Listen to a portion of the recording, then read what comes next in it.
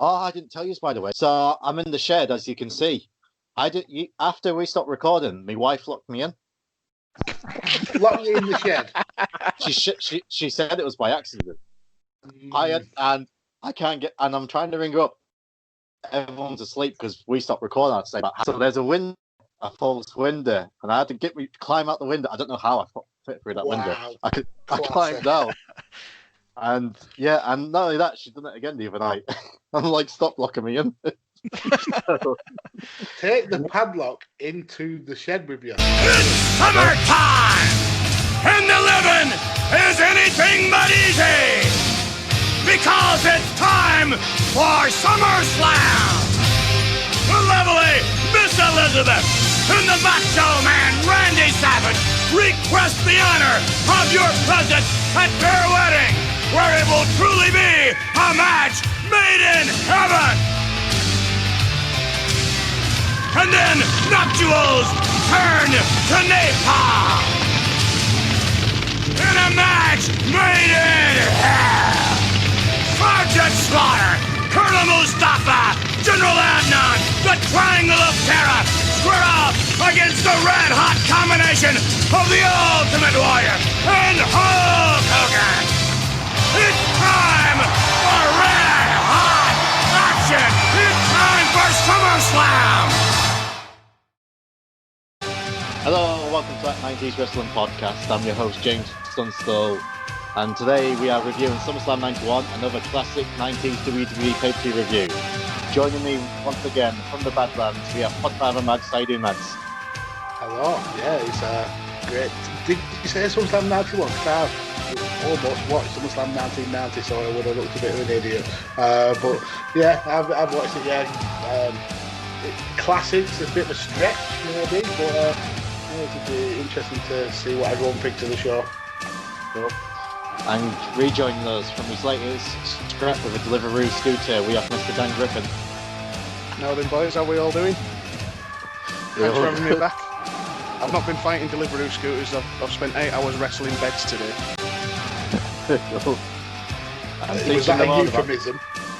No, I was genuinely shifting beds from house to house.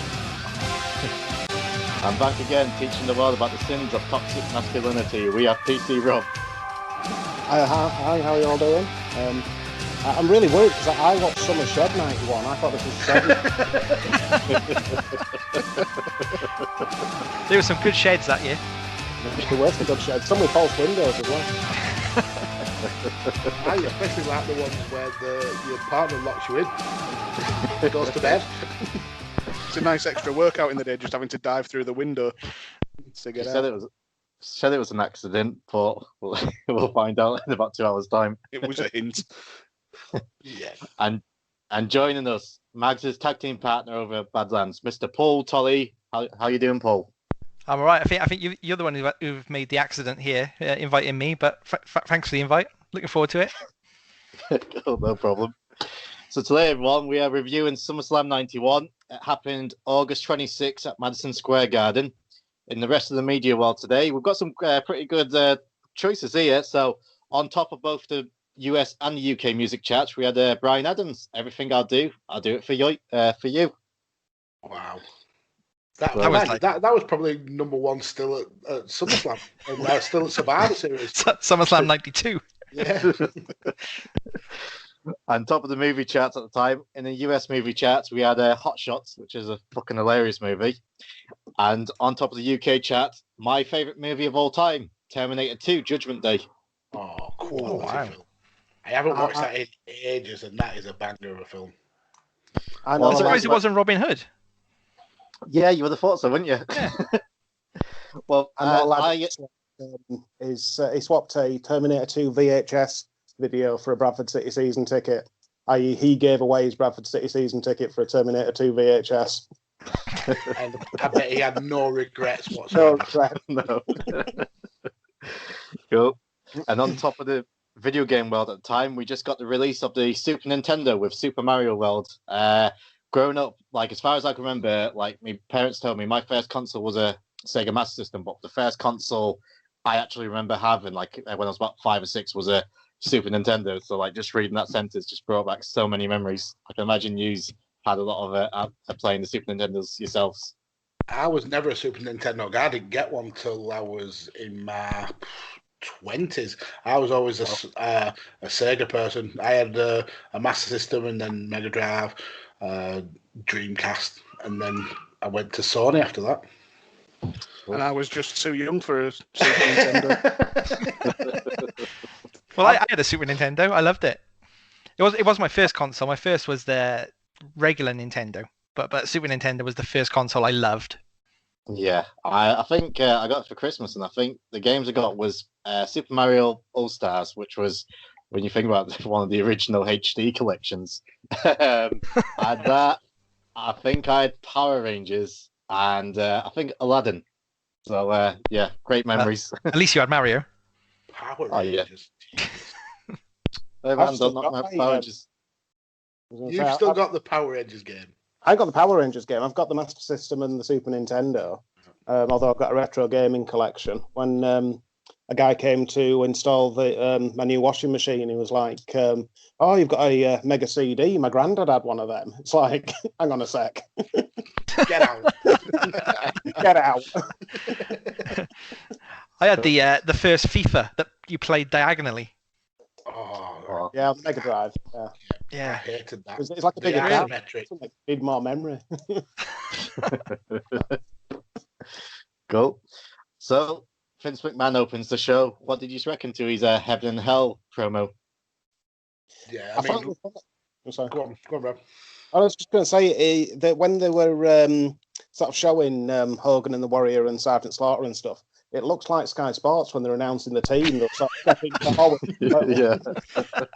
You say that. I didn't think the graphics were actually that bad for 1991. It looked pretty good up until you saw Hogan and Warrior stood there, and Hogan just looked like he was trying to take a massive cocaine-fueled shit. Yeah, he probably was. I think I said on the last episode we did how much I miss these Vince McMahon openings because he puts so much effort into them. He really gets passionate about them, and I have to agree with Dan. I thought the graphics were way beyond what should have been available in 1991. The SummerSlam going across the screen with a hawk popping out of the letter S, and yeah, I thought that it was really well done. I mean, not on today's graphics, but for 1991, it was really, really stand out. Yeah, I think I feel like they actually put some effort into it instead of like phoning it in like they do these days. Yeah. Yeah, so, like Mag says here, that's because Vince did it. And Vince is a brilliant hype guy. And I love the line "nuptials turn to napalm." Yeah, what a line that is. But they had to go the obvious. They had to go the obvious route. It's summertime and the living is far from easy. Yeah. He used to do the intros during the Attitude Era, didn't he? Freddie Blassie, and they used to be so good as well. Yeah. They were more kind of like touch on your heartstrings and that's right. Get you to like yearn for days of old, where Vince is like, get excited for this wrestling. It's going to be 12 matches of absolute dog shit, but it's going to be fun. And there was the TNA guy. He sadly passed away a couple of months ago. He was pretty good, like the TNA guy during the late noughties and early 2010s. He was really good. Had like a real good voice for his intros and that. So that's what we're missing, to like good intros for shows. But as we get into the show, on commentary, we're in for a treat. We've got Gorilla, Bobby Heenan, and Roddy Piper. So 3 of my favourites on here. And this is about the time as well that Bobby Heenan started moving more full-time with commentary, because obviously a lot of his clients he managed, like Mr. Perfect and that, they're getting managed by some other people now, and this is the time he actually fully concentrates on commentary, which I'm not complaining because he's my favourite colour guy of all time. Yeah, it's not even close. That nobody could touch him for the quick wit, for just how good he was as a commentator. I like the inclusion of Roddy Piper as well. He's very excitable. He's Piper. You could hear him quite a few times during the broadcast where his voice was going because he was just like screaming at the top of his lungs so much. And especially in the Virgil match, he damn near had a stiffy for Virgil. We'll definitely be getting to that. So the first match to kick us off, it's the Dragon, or as we know him as Ricky the Dragon Steamboat, who's made his grand return to the WWE. For people thinking that he hasn't really been seen for 2 or 3 years now, he went over to WCW, became a massive success over there, wrestling some classic matches with Ric Flair. And it was one of them cases, Vince McMahon came along and had no intentions of using them proper, but just thought, well, I don't want WCW to use them, so just offered them more money. And he's teamed up with the British Bulldog and Kerry Von Erich, Texas Tornado, and they're facing Power and Glory along with the Warlord. So, so what do you think to Ricky Steamboat coming back? Before we get into the match, what the fuck was Steamboat wearing? Like we had Kerry Von Erich's outfit on WrestleMania 7 that looked like redneck Ric Flair.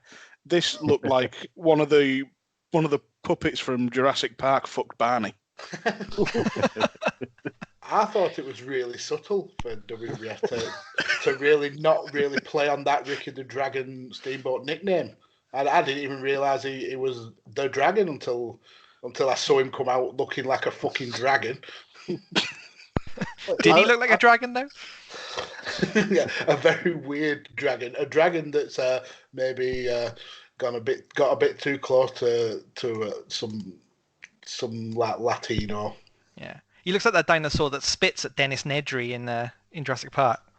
the flappy one, like yeah. That scared me as a child. I was so scared of that dinosaur as a child. Cool. So it's Roma and Dragon kick off the match, and Roma hits some nice drop kicks, but can anyone throw a better arm drag than Steamboat? That one off the top rope was gorgeous, where Roma jumped into it and he was able to pull off that arm drag. It was absolutely beautiful. He was so crisp, was Ricky Steamboat, and a massive waist in WWF. He was too good for this match. You could see he was several levels above anyone else in there. Mm-hmm. Yeah, he was so smooth, like you say, so crisp. There's one bit where someone does a backbreaker on him, and his selling when he goes limp is just fantastic. He's far too good for this match. It was the perfect. Oh, sorry. Go on. I was just going to say, when he went for the roll up on, I can't remember who he went on for the roll up on, but then Hercules came in to try and clothesline him, and as he's rolled the guy up, he just ducks out of the way. Yeah. It's just so cool. It's brilliant. Hercules looked really confused. He's like, "Where's he gone?" Because he did that matrix. Has his head gone that way? It was the perfect kind of foil for the heels in this. Just his selling was absolutely superb, and it was good that they made a point of him being the kind of like heel in peril in this match, because he worked so well to kind of like get those fans invested. I mean, to be fair, the fans were hot pretty much throughout the show. I thought this was a really good crowd. A couple of people who annoyed me in the front rows, to be fair, but this was a really good opening. I enjoyed it. Yeah, it was a good match. I was just going to say, it's really interesting because when the show started, there was just this sort of quiet period where everyone was sat down. Apart from, there's about 5 British people, about 10 rows back, like waving flags and just dancing around like idiots. And it's like, it's really proud. Well, I think about 4, maybe 5 rows back, right next to like the stairs that was coming right down the middle of the hard cam. I'm sure I saw Eric Bischoff like popping his head like into shot. It looked, I could have sworn it was that kind of Ken doll kind of hairstyle. And then there was this dickhead he was in the second row. He had like a mustard coloured jumper on.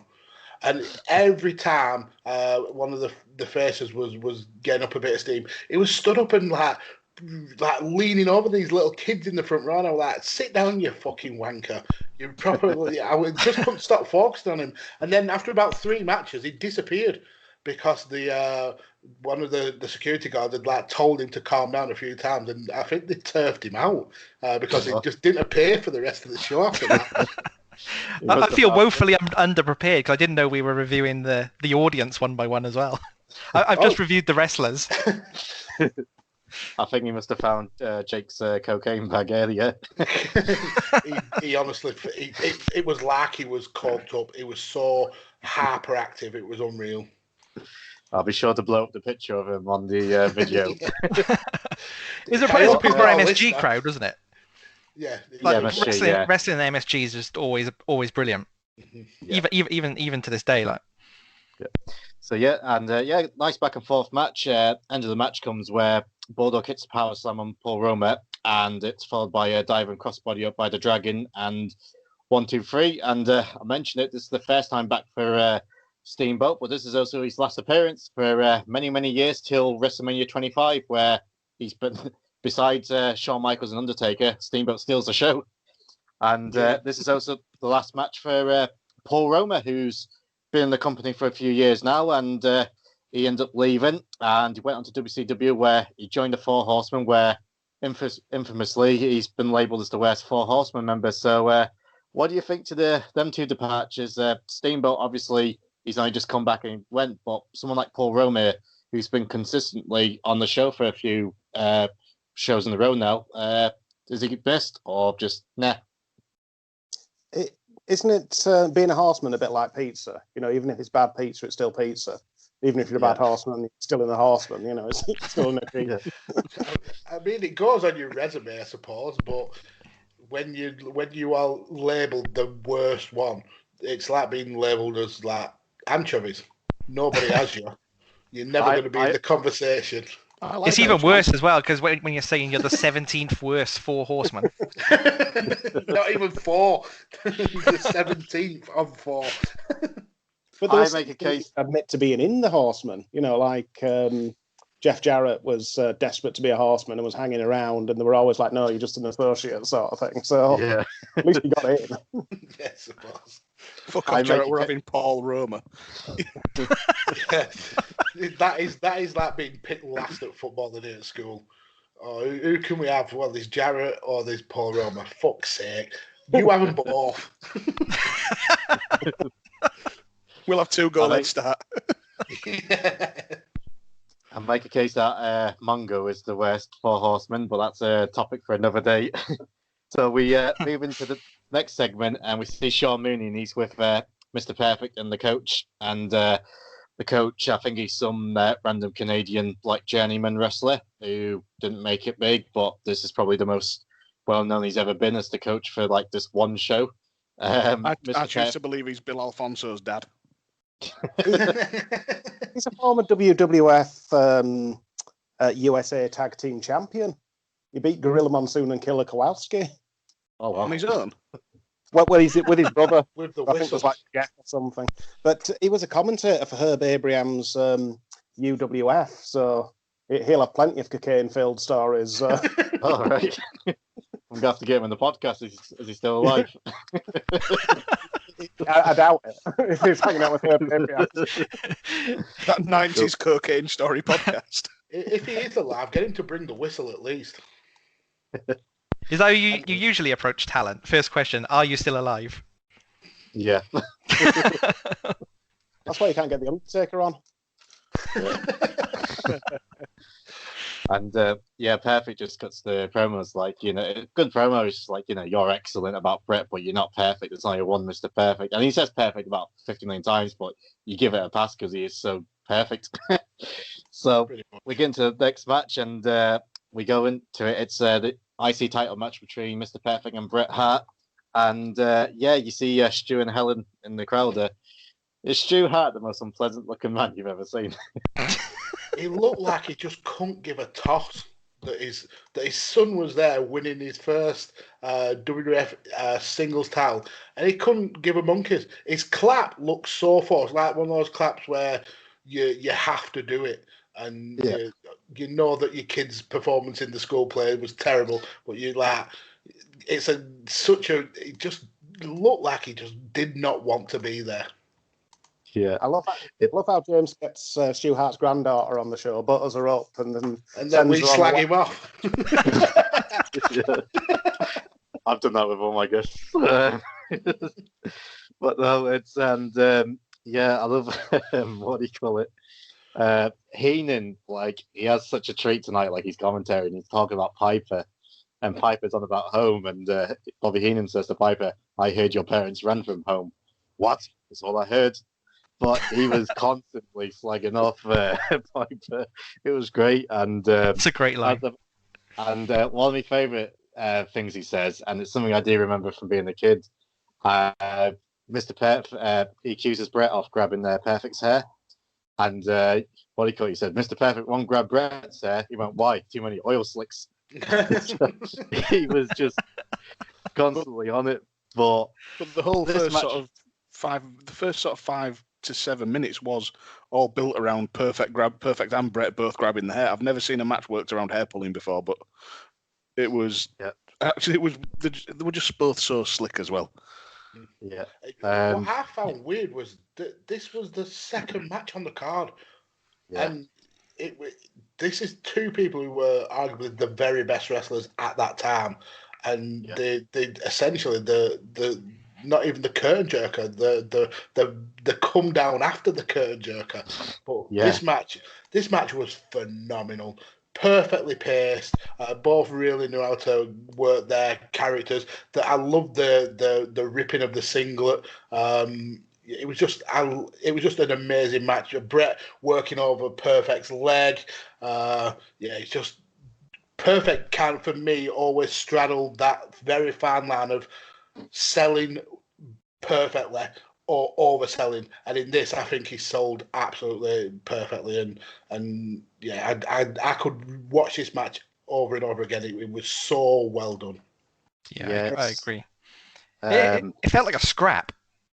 Like parts of it felt like a real scrap. It really took you out of it being wrestling, and it looked really authentic. I think like at times it looked purposefully scruffy. Like a lot of the times they were slinging each other into the ropes and that, and the other one yanked them back, and it wouldn't be as smooth as you'd see a usual wrestling match. But it's because like neither of them, they were always in such close proximity for pretty much the whole match. It did feel like a real fight. Yeah, and like we was all about the selling, and Bret, like the turnbuckle spot. It's just he's the best. Just running sternum first, and that's the thing. Like, and people say, "Oh, Bret's a bitter old man. He keeps complaining," but he's got right to complain because when you watch him sell a fucking match, and then you watch today's shit, he's got right to complain about today's shit. And and it's like Jim Ross the other day about AEW on his podcast. He says they don't fucking listen. All they do is gather up like quail outside the ring. And there's about a 100-pound wrestler jumps on them, and they got all upset. And Brandon Cutler, I haven't got a fucking clue. Brandon Cutler is apparently he's friends with the Young's Bucks, and that's all I know. And he was offended by it, and I'm like, and I think the Revival or FTRs, who are a genuine old school wrestling team, they was like, wow, imagine disrespecting one of the top names in our business who paved the way for us.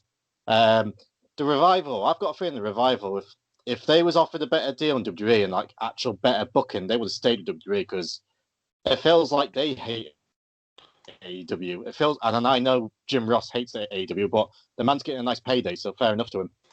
Yeah, I mean, it's not often nowadays I agree with stuff that Jim Ross says, but I agree with his words. I just don't agree with how he went about it. I don't think publicly like shaming your talent is the way to go. And I think that's what Brandon Cutler's point was, that that they got offended because they did it in a public forum rather than pulling her aside and saying, look, it doesn't work. It is just kind of because he used the term, it's a trapeze act. And I get his point. It is annoying watching it because it's not special anymore because you see it in every single match.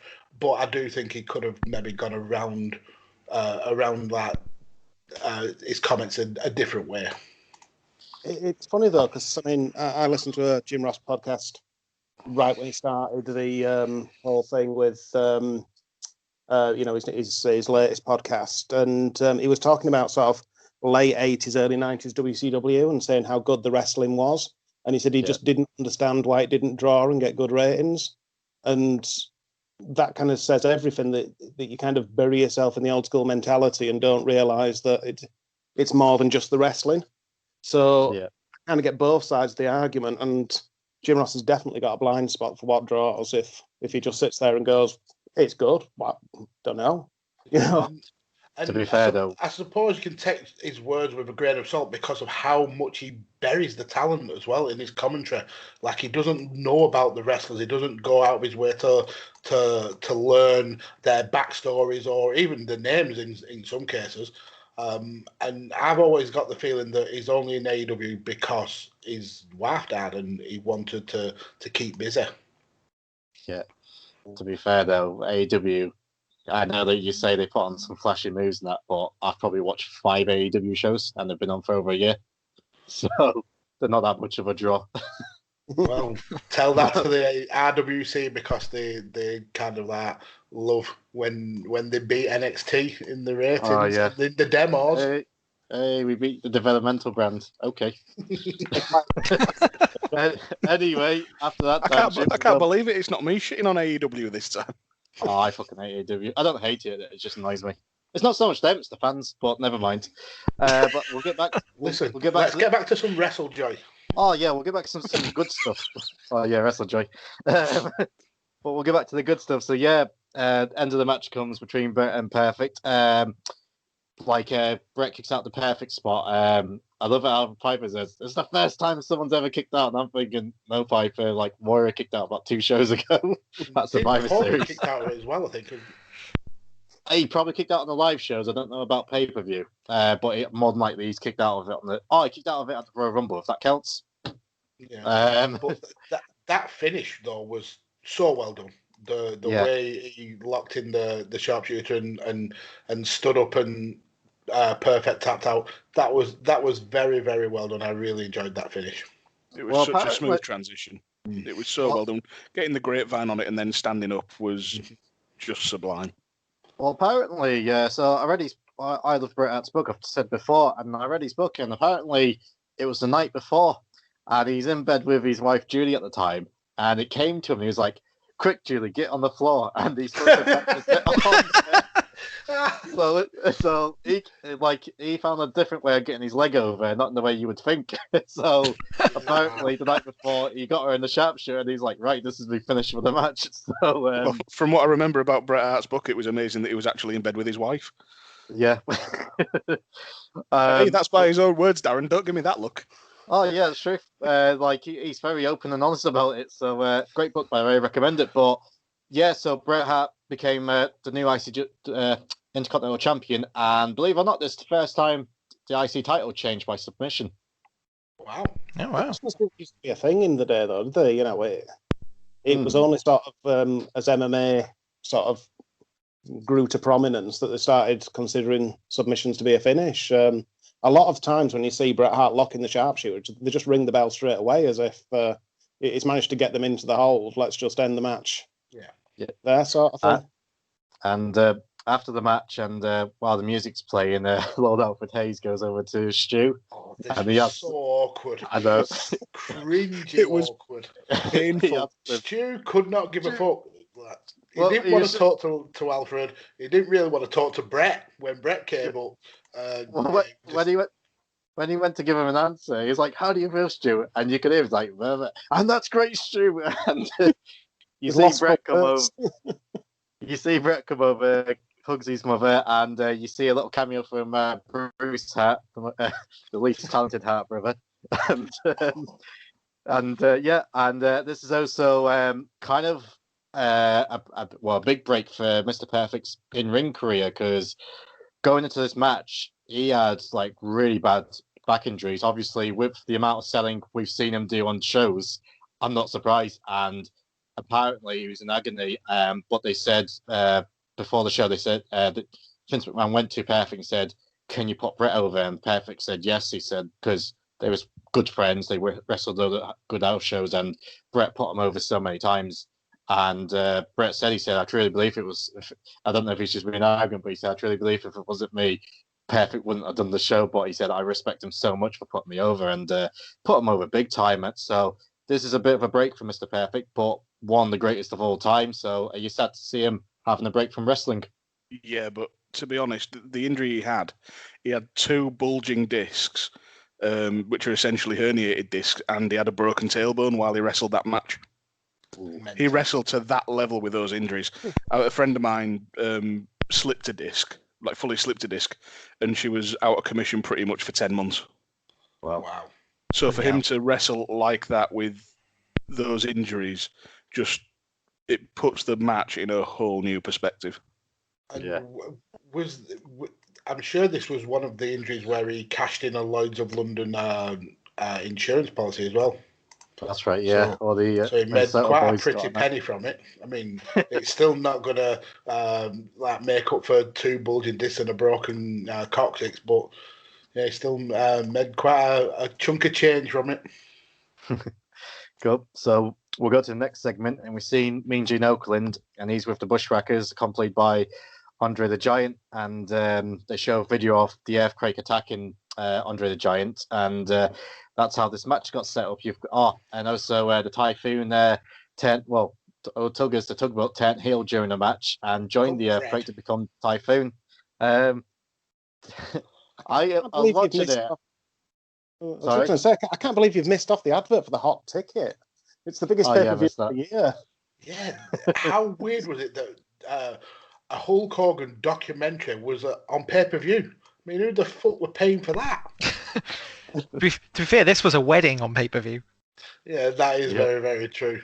But one thing about this interview segment I thought was funny was Mean Gene tried to talk with Andre, and just as Andre was about to say something, the Bushwhackers chipped in and just took over, and you're like, Jesus Christ. And they were stood there. I'm sure they had Parkinson's disease because they just couldn't stay still. They were very coked up when it came to that interview.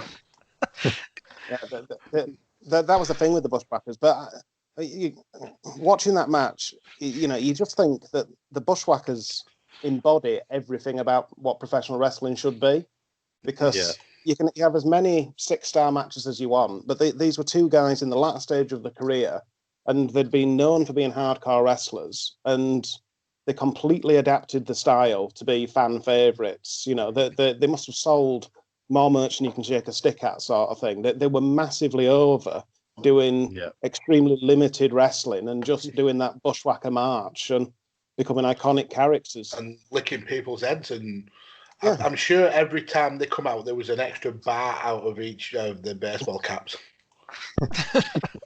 But, at the start of this match, though, can I just ask, why did Earthquake try and flex? He looked like a marshmallow that had been dropped on a barbershop floor. We always point that out, him flex, and we just love it. But I tell you, it is though, when Natural Disasters makes their way to the ring and you see the 2 of them, they just look fucking awesome, don't they? Like 2 big, massive guys. I would love to see that these days. They do. I mean, how old was Earthquake there? He must have been 28. He looked legitimately about 50-year-old. His hairline was not kind to him. On the Bushwhackers' entrance as well, there was a great line. They've enjoyed great success licking and whacking their way through everything. As have we all. The I'm glad you pointed that one out. It was brilliant. In the previous match, Bret Hart won. The Piper said the coach is doing a lot of blow when he was blowing his whistle. One of my favourite things was when the Bushwhackers was making their way to the ring. We'll probably talk about the entrance more than the match, but when they was making their way to the ring, what do you call it, and they're licking the fans, and Piper's like, don't come over and lick me. If you want to lick someone, lick the blonde guy next to me with the dark roots.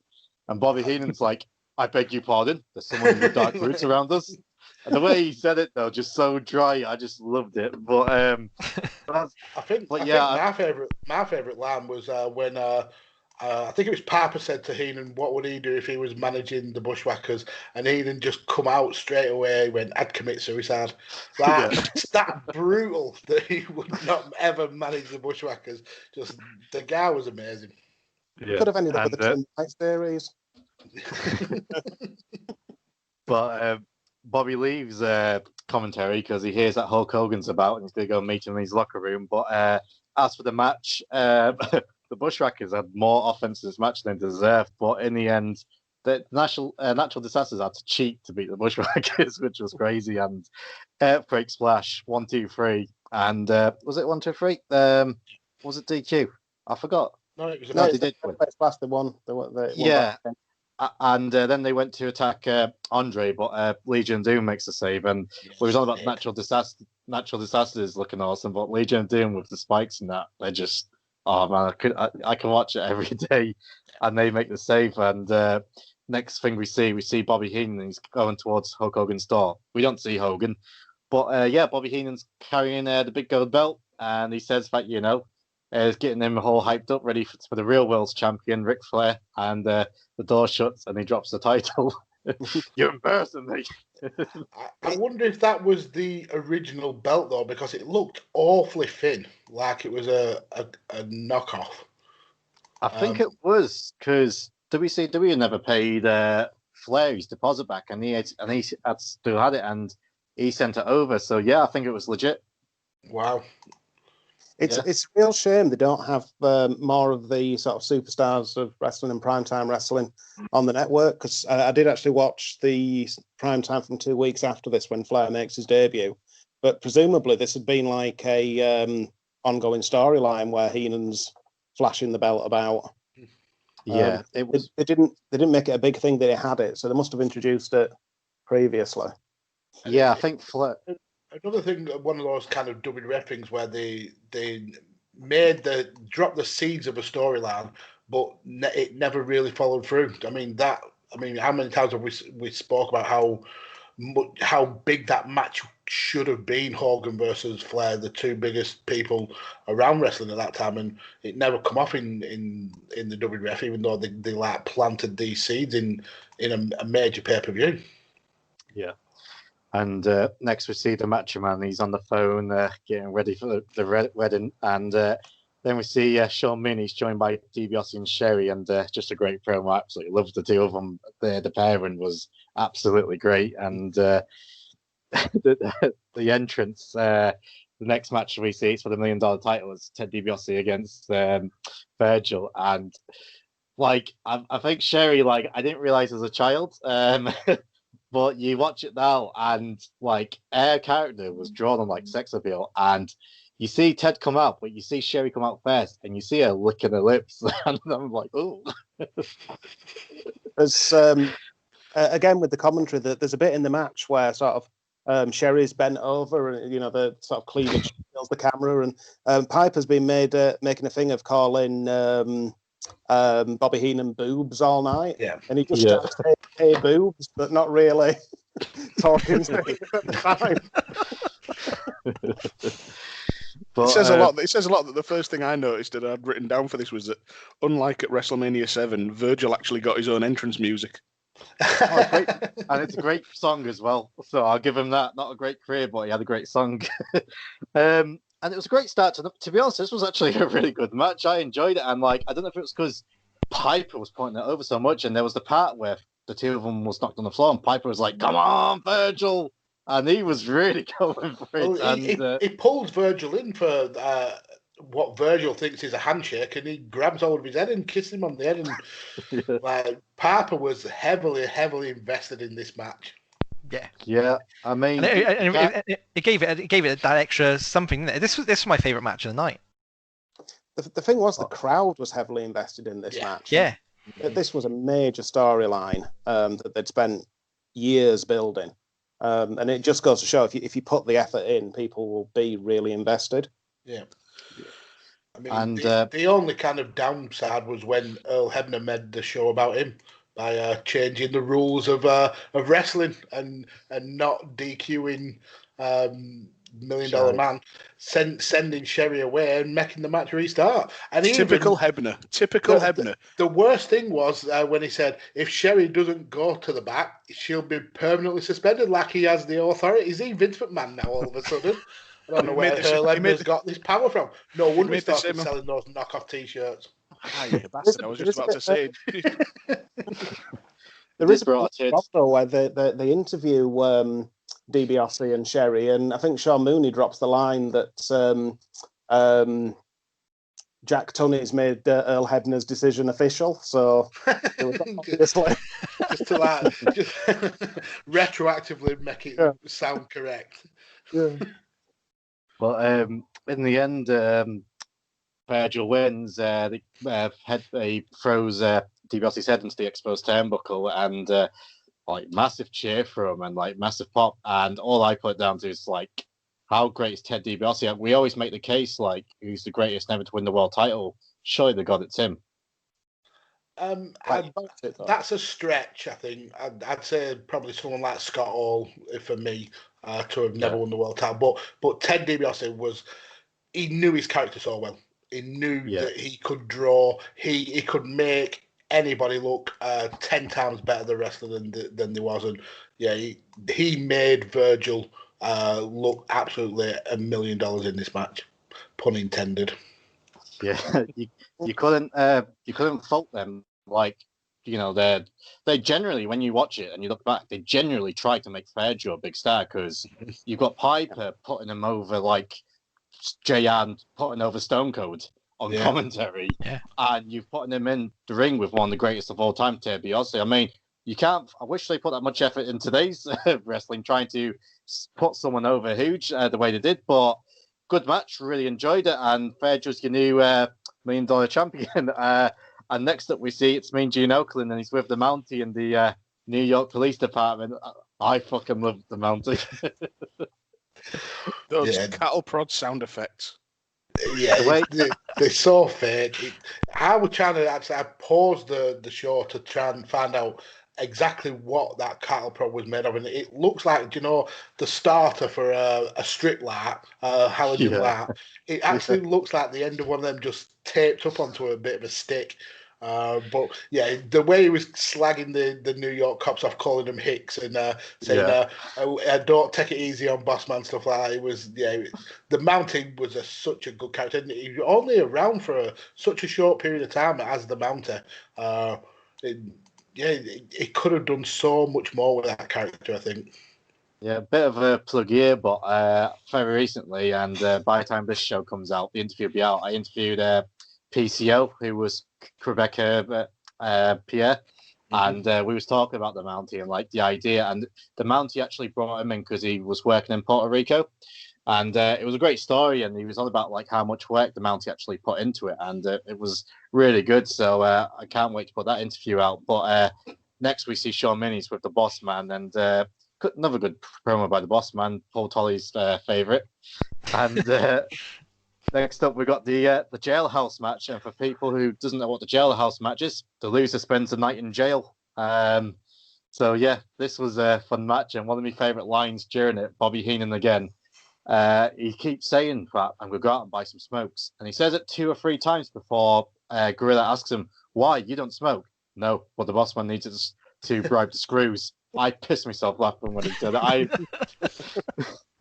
So I didn't know they used the word screw over there for the guards, you see. So I didn't know that. So when he said it, I pissed myself laughing.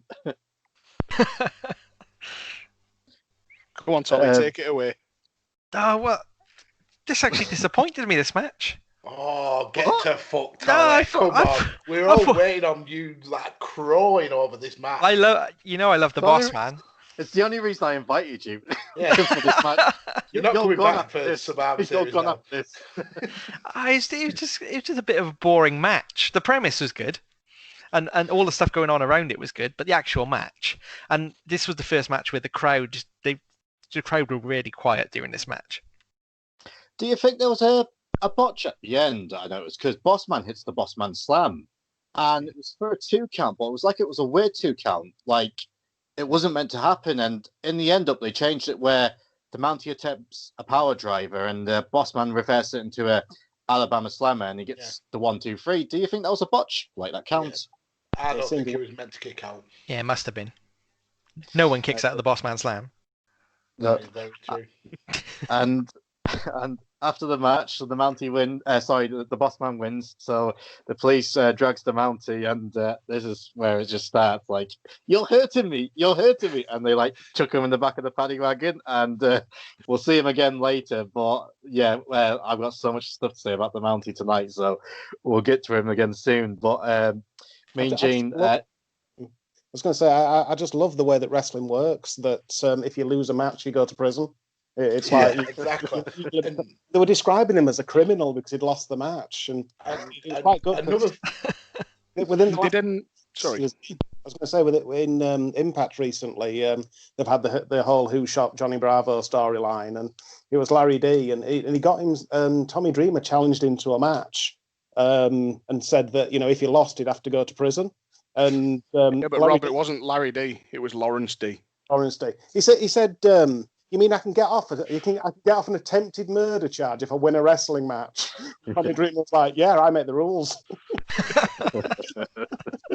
Yeah. What got me about this match though was the whole point was who was the official law and order for the WWF, but Bossman wasn't a police officer. He was a former corrections officer. He was a former prison officer, so he has no jurisdiction whatsoever. And then we had the mountie, who, if he was a real mountie, his jurisdiction ended at the Canadian border. So how did they get the actual police to be involved in this? Surely it's a waste of public funds. Those police should be struck off, and there should be a massive investigation into this at government level.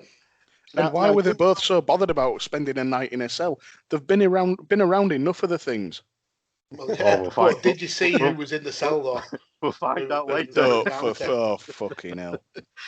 So we get to the part of the show, and this is the halfway point, and it's just like a montage of interviews, basically. First, we see Sherry and DiBiase with Mean Gene, and like Rob said, they pointed out that the correct decision is final. Good promo from them. We see Mooney with Bret, and just simple enough promo. It wasn't anything special. Bret was the only person on the whole show who didn't shout at the top of his voice.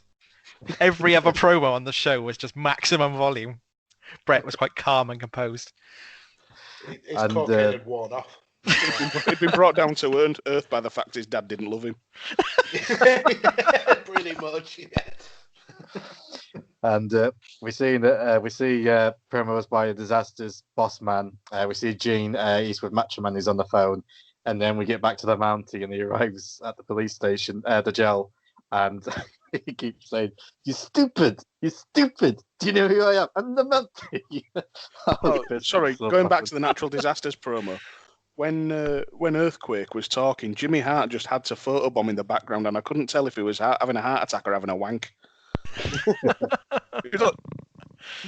They're just looking pained, but also using the same kind of like words that he's used in so many promos as well, saying about that he's going to get his lawyers. This was like a travesty of justice and stuff like that. Yeah, it was a typical Jimmy Hart like centre of attention promo, I think. Yeah, and we see this bit was mad. It was promo. Was it always like this back then? It was when it was the halfway point of the show. They would just this was a piss break. They'd actually put in the show a piss break for the fans. Before Vince realised he could put a women's match on. Well, that's there was a midpoint. There was a midpoint in the mid-90s where he put on a midgets match, wasn't it? So that ended up being the piss break. We see the Nasty Boys next, and they're cutting the promo and got the tag belts. And Knobs was sweaty. Sweaty Knobs. They were so coked up as well. They couldn't stay still. They really, really couldn't. Oh, wow. I just want to say sweaty. I saw Knobs. Funny enough, I saw it yesterday. He done an interview like a week ago. Oh, man, he's gone massive. Really? Like, he was a big guy then, but I mean, like, wow. It's just like his face. There's like no face. It's just like flubber.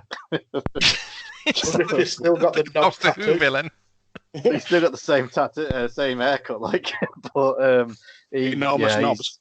He's like 600 pounds. Stretched out. Like that. Stretched out his knobs. He's been answering them online adverts. Just before this bit, they had a bit where Gene Okerlund said, for viewers in England, we're going to go to a section with Lord Alfred Hayes. For viewers everywhere else, we'll be back in 5 minutes. So they just went to dead air for everyone. Oh, wow. But in England, they got Lord Alfred Hayes. I don't know which would have made more sense. Yeah, I'd have switched over to the dead air, I think. And we see another video of the Mountie, and they go to take his picture, and he's hiding his face. And I forgot what the lady says, but he's like, "You what?" And then he gets his picture. I think she said something like, "Oh, didn't Bossman just kick your ass?" And he's like, "What?" That's it. Yeah. Great stuff. This whole thing about this whole Mountie segment is it actually looked like a real prison that they were taking. Yeah. They were doing the real things. You know, in today's product, they have like, you know, Becky Lynch will get arrested, and then she comes back driving the police car, you know. So they've let her off charges, and they go, "Yeah, we've made a wrongful arrest, therefore you can drive this car as long as you want." It's like an episode, like Grand Theft Auto. You know, they should arrest her, and then, you know, have Charlie Caruso stood outside the court like 3 weeks later, going, the ongoing criminal investigation or whatever. But Vince rocking up to pay a bail to get her out. We've made a wrongful arrest. Here, take my motor to go and commit an assault. Yeah, pretty much. She's not. I forgot to mention as well. So while all these clips of the Mounties coming up, obviously the Natural Disasters had an interview and so Nasty Boys, and during all this time, Jimmy Hart is like, "They can't do this to the Mountie. I'm gonna get my lawyers on something. They can't do this to my Mountie." He was so excited. It was so I think Sean Mooney says, "Here, just watch this VT. Look, there's something else going on with the Mountie." Yeah. And he's there watching, like, getting more and more irate. And we see Mean Gene, and he's with Legion of Doom, cuts a promo, and like just a typical Legion of Doom promo, really, wasn't it? Yeah, you can see at the beginning of it where Hawk is thinking about what he's going to say, because his promos, he just did them off the cuff, and it was. I thought it was a really, really good promo. I always enjoy Hawk's promos. Yeah, and we go back to the Mountie, and it's when they get in these fingerprints. You want the finger? Here's the finger. Yeah. And they just grab it and just put it on the first one. None of his fingerprints are in order at all. Just all different fingers at once. My favourite thing is that they're doing it, and you can actually see the policemen pissing themselves laughing. Yeah. So send for the man. No. Such good stuff. And then we see Sean Mooney with Sergeant Slaughter, Colonel Mustafa, who we know as the Iron Sheik, and General Adnan. And they mention the fact that, obviously, because we know that the main event's going to be so predictable who the winner is, they're trying to tease the story. In fact, they got Sid Justice on their side as the referee. So they show the clip of them talking to him. And then we next see Gene Oakland, and he's with the newly debuting Sid Justice, or Sid Vicious for WCW fans. What do you think, Sid? It looked like he was wearing one of Johnny Swinger's cast-offs. the promo absolutely killed me, because Gene opens up with a question, and then Sid goes, "If I've been asked this question once, I've been asked it 100 times." And then he says, "And my answer 1,000 times is I'm a man who stands alone." Like, you got asked it 100 times. How did you answer the same question 1,000 times, you fucking idiot? He's going to answer it. No, he's going to answer it 1,000 times. But if you ask him 1,001 times, then he might consider. He might say no. Yeah. I'm siding with Sergeant Slaughter. But going back to the Slaughter promo interview, I'm watching Adnan, or Adenoid, as Roddy Piper called him, and Colonel Mustafa in the background. Did it not remind you of Men in Black, when the aliens don't understand what Agent J is saying, and they're just smiling and laughing, because they just, every time Sergeant Slaughter turned to them, they just started laughing and smiling like they didn't have a fucking clue what was going on. Slaughter also proved he's far from a medical professional when he said that Hogan lost 6 gallons of blood. Gallons of blood. Yeah. They had him a transfusion going, and just kept cutting him every now and again. It was a strange setup anyway, because you have Sergeant Slaughter, who's the boss, and he's bossing around a colonel and a general, and then he offers Sid a position of a lieutenant who's above a sergeant. So how does this whole thing work? And all three of them have got the same medals. It's like, when you normally see a general, like at a big parade, they've got like loads of medals and stuff, and a sergeant's got a couple. Well, they've all got the same 3. There's no logic to it. It's almost like he's stolen valor. Cool. And next up, we've got the Nasty Boys against Legion of Doom for the World Wrestling Federation Tag Team titles in a no holds barred match. And as the Nasty Boys are making their way to the ring, did you see the biggest Nasty Boys fan in the world with the same attire and the homemade teddy bears? That was Jimmy Hart. And they get to the ring, and then we see the Legion of Doom. And like I said earlier, coming out with them spikes, awesome. But what I was thinking, it's no holds barred match. Why don't you just keep them spikes on? Yeah, just stab knobs and sags with the spikes and Stone Cold Stunner. But it just goes to show how big the Legion of Doom were. So short into this like WWF run, the champs got like the first intro, and then they got like the LOD pop afterwards. The crowd were rabid for Legion of Doom, absolutely rabid for him. That is one of my pet peeves in wrestling as well, when the champs come out first. Mm-hmm. Yeah. But it was to the point with that LOD pop that I didn't care. Yeah, I mean, if you go back to the first match, the heels didn't even get any music. They were already in the ring. They were stood there waiting. It felt like a Dynamite where they just start in the ring. There's no entrance or anything. Yeah. Well, let's go. Let's start things off hot. And it's like, no, because that makes no sense. But let's back up. How did you prefer to call the Road Warriors? Do you prefer calling them the Road Warriors, the Legion of Doom? For me, being a WWF guy, it's Legion of Doom. I mean, I don't mind them being called Road Warriors. I still totally know who people are around about, but for me, it's always LOD. Yeah. I knew them as the Legion of Doom first, so that's what they always are to me. Same. And hot match really starts off. And I tell you what I did like. Animal hits a powerbomb on Knobs. You know where he drops to his knees, like after he hits the powerbomb. It's pretty badass looking powerbomb. And I'll tell you what it is with Nasty Boys. They are good heels. They just don't give a fuck about getting cheered. You know where to like not even today. You've seen it for the past 10 years even. Like the heels like to be cheered. Nasty Boys didn't give a shit. They wanted to be booed.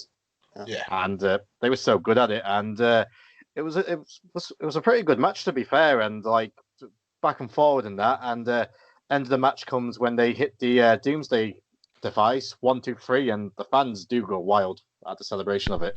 Yeah, this match did do my tits in though, because it's supposed to be a no holds barred match, but the refs enforcing the one in, one out rule, making him hold the tag rope and shit like that, and then they felt the need to sneak Jimmy. This is sound wrong. Felt the need to sneak Jimmy Hart's helmet in. Ooh. For somebody to get whacked with. Fucking may as well just go all in on that. Once I started it like that. So I was just kind of annoyed, just like, just have it be a fucking brawl. Yeah. And they had some pretty good. I was going to say, I think that's part of the problem, that we've kind of been spoilt with so much hardcore wrestling that came after this. Everything that sort of ECW set the stage for. This at the time was probably a really good match, but it didn't feel like a great hardcore match to me with 2020. No. And I don't normally look at matches like that, but this one did kind of stick out a bit of a sore thumb for the reasons Dan mentioned. Yeah, it didn't feel like a no DQ match at all, apart from coming right to the end where they were allowed to use the helmet to knock the Nasty Boys out. That was the only part that they really kind of invoked the no disqualifications rule. But it was a typical Legion of Doom match. We got Hawk doing his selling section, and then we got Animal getting the hot tag, doing the kind of like power moves, and then leading into a Doomsday device and new champions, and arguably the best tag team that there's ever been in the history of wrestling. Yeah. It's the only time anybody's ever popped for Jimmy Hart's helmet. You're coming in strong with those jokes.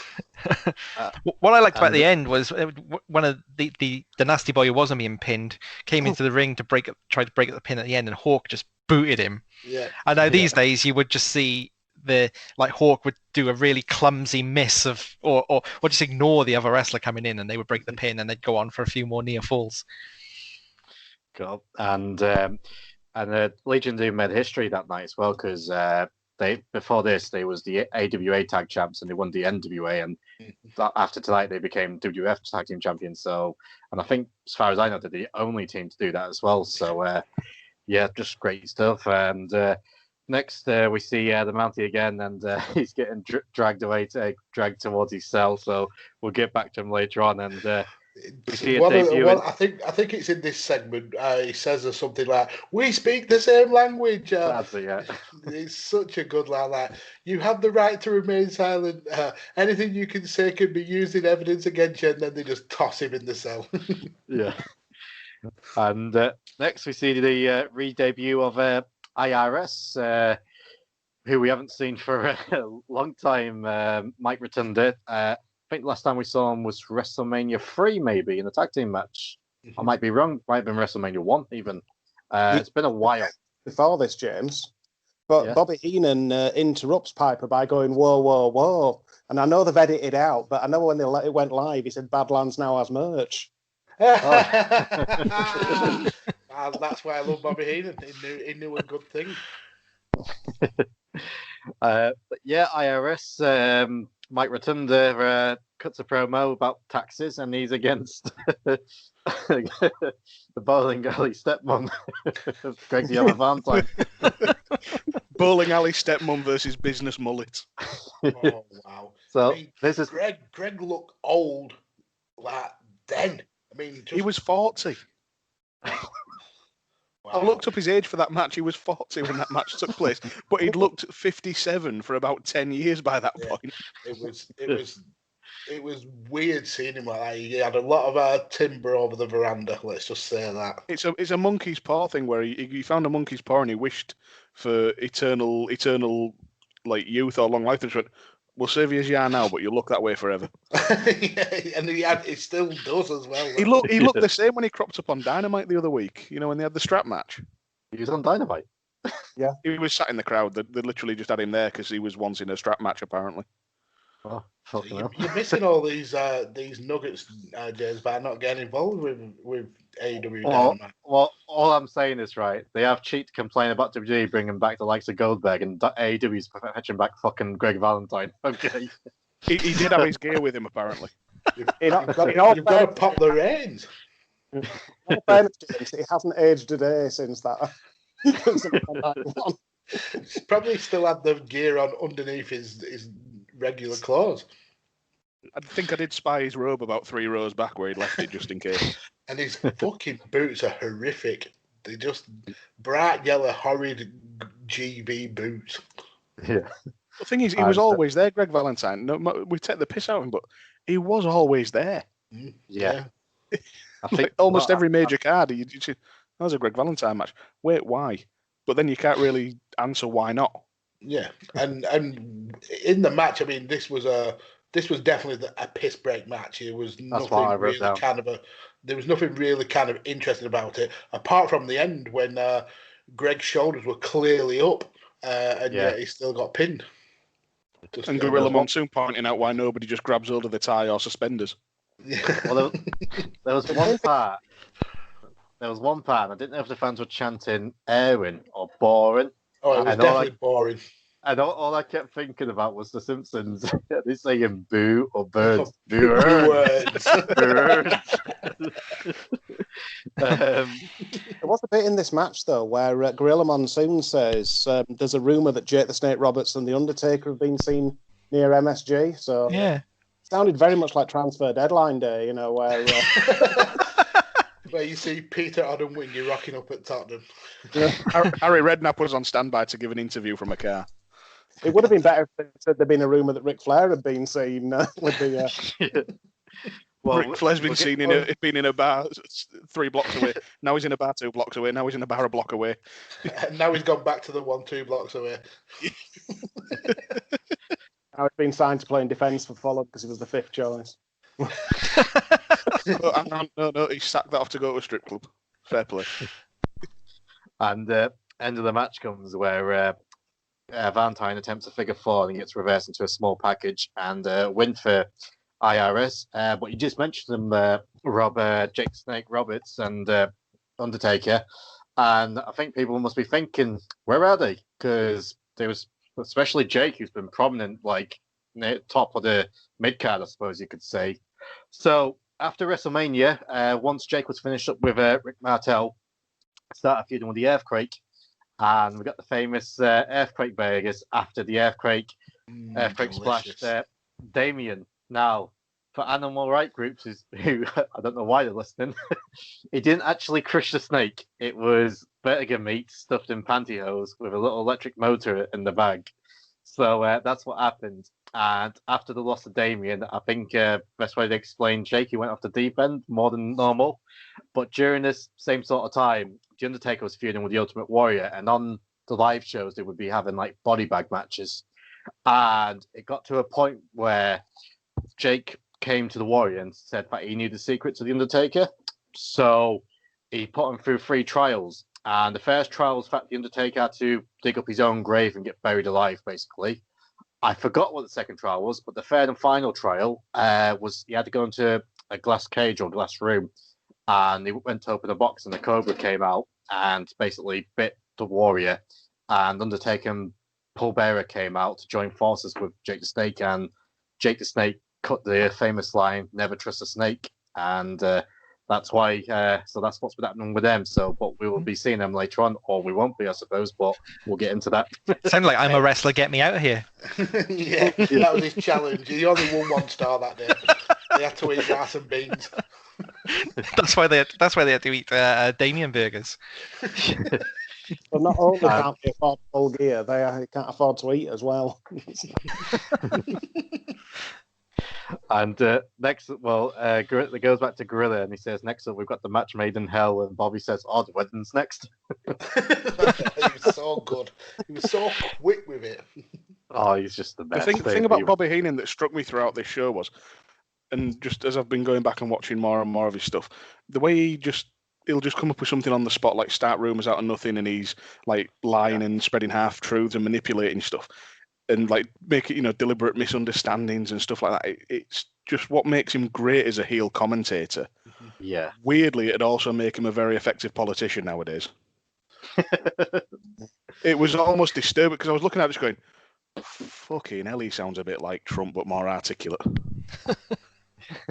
It's like if Boris Johnson brushed his hair and could form a sentence without a hand up his ass. Well, Trump was a great wrestling character. It's just a shame that he didn't realise it wasn't supposed to be real. Yeah. Cool. And next up, we see Hulk Hogan and the Ultimate Warrior with this promo. Oh man, I don't know. I just started pissing myself watching it. They were so much trying to outdo each other. It really was. And yeah, the Hulkamaniacs and the Warriors knew one there, the Warrior Wildness. They were just swinging the tiny steroid shriveled dicks at each other, weren't they? Yeah, I mean, the end of the promo when Warrior was like face to face with Hogan, and Hogan basically went face to face back just for one-upsmanship, and it was like, come on, guys, you. He should have done a Kip Sabian and just gone, just give him a little kiss. My favourite one was what Warrior said. He was talking about Slaughter and his gang, and he was like, "They'll walk out the same way they'll walk out the way they walked in, the same." And I'm like, "What?" Does he not go on a rant about that? We won't come by air, or we won't come by a tank. We'll just walk. I don't think you could fit a tank in Madison Square Garden. There's no entrance big enough. But yeah, those are again more coke fueled, just ridiculous promos. Yeah. How Colonel Mustafa walks in though? He looks like a bushwhacker. it was quite worryingly close to goose stepping. If his hand were just a little bit more outstretched, I wouldn't have thought he was working for Iraq and more East Germany. And Sid Justice also makes his way to the ring as well, and fucking hell, he was massive. Like during the match when he was like squaring up to Hogan and Warrior, he was massive compared to them two. And we're not talking about any of the two guys. We're talking about the Hogan and Warrior. Yeah, I mean, what was Hogan billed as like 6'3", and Sid was a good 4 or 5 inches taller than him, like really looking down on him. So yeah, it was built like a brick shit house. It was massive. It was the way Hogan and Warrior both just bounced off him. When like just during the match when they got, there was a bit of a miscommunication. Just Boffin is just there like, all right, dickheads. And the majority, the match, obviously, if people ain't paying attention, it's Hogan and Warrior against the Triangle Terror, which is Slaughter, General Adnan, and Colonel Mustafa, or the Iron Sheik, as we know him as. But for the biggest part of this match, Hogan just basically makes Sergeant Slaughter his bitch.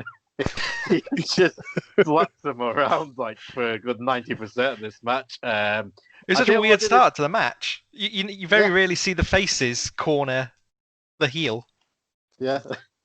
And like you say, it just went on for ages. But Hogan was always kind of like that kind of heel that kind of face that used those sly heel tactics and got away with it. Hogan spit on Slaughter at one point. If that had been 2020, it'd been front page news. COVID, it'd been up on an assault charge. No, I was thinking Jamie Carragher when he. I'll tell you what I did enjoy. General Adnan, that them back rakes he done. Oh God! Could you imagine? It's going to be a weird reference, but looking at General Adnan with his haircut and how exaggerated and over the top he was, for some reason, it reminded me of Captain Bertarelli out of Hello Hello. I don't know if anybody else remembers that, but it was just like slightly. Oh God!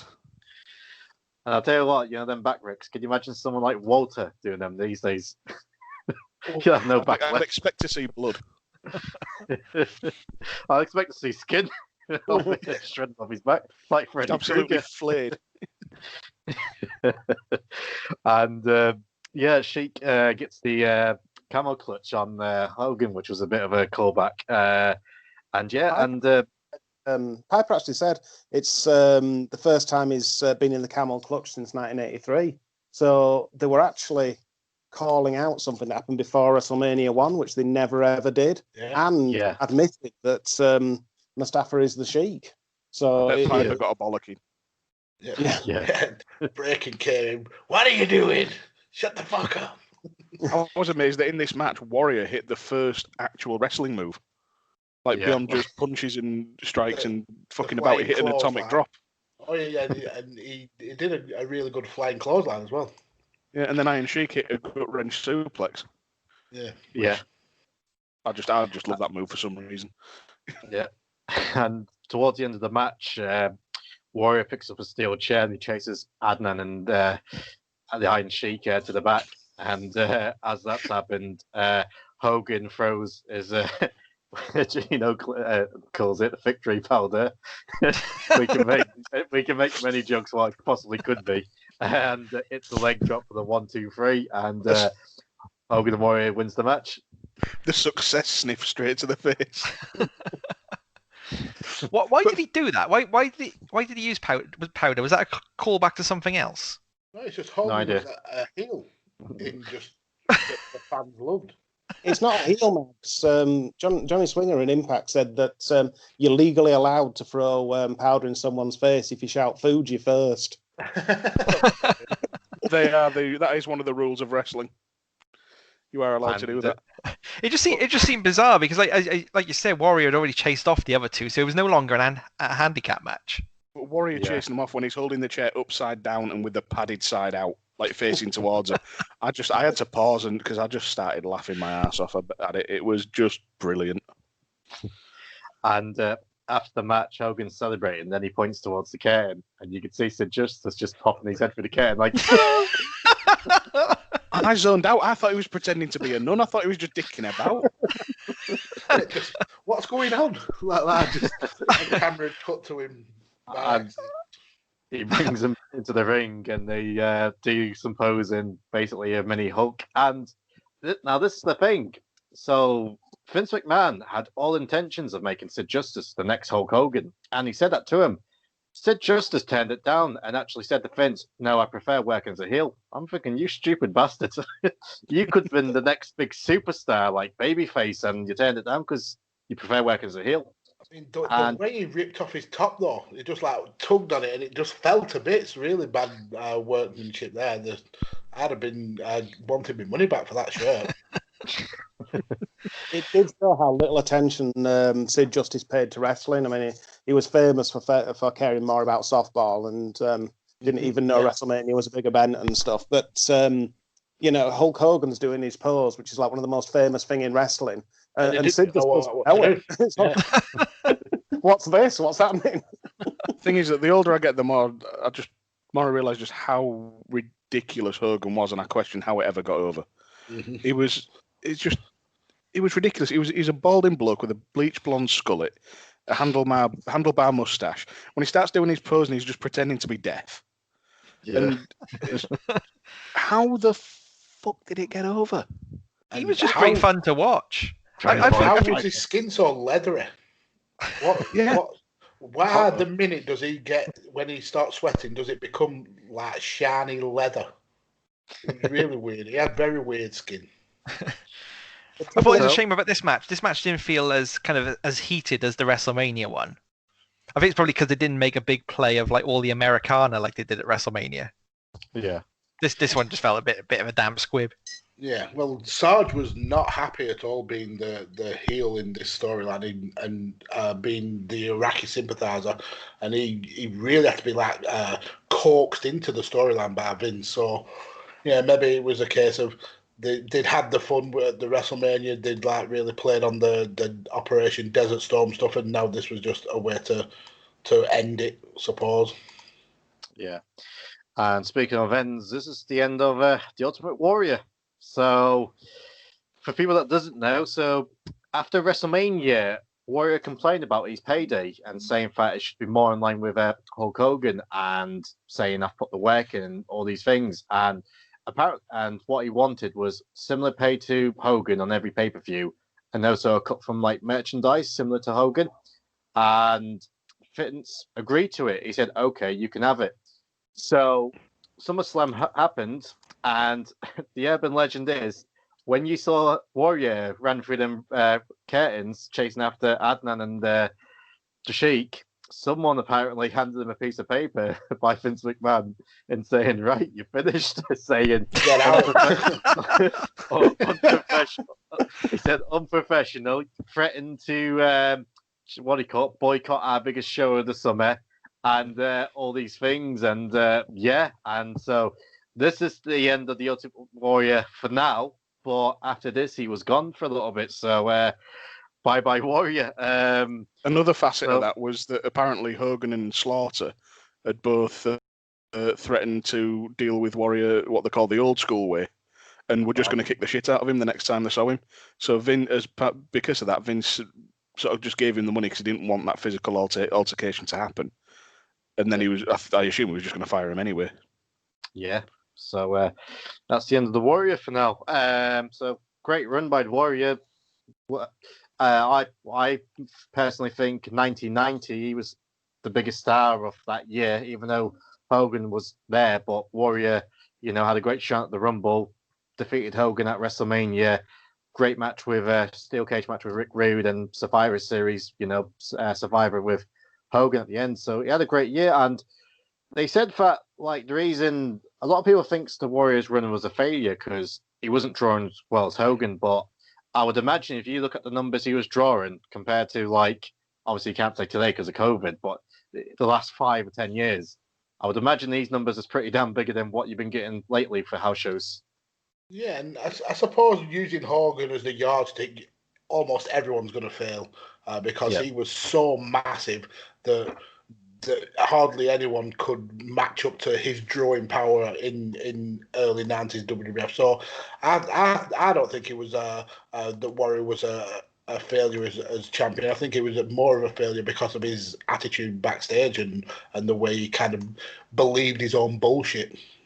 Yeah. And one of the things about this SummerSlam was the only SummerSlam ever to sell more pay-per-view buys than the WrestleMania in the same year. Wow, that's right. So, which probably has something to do with the Savage Elizabeth wedding sort of thing. But it rubber stamps what we were saying last episode that Elizabeth was the draw.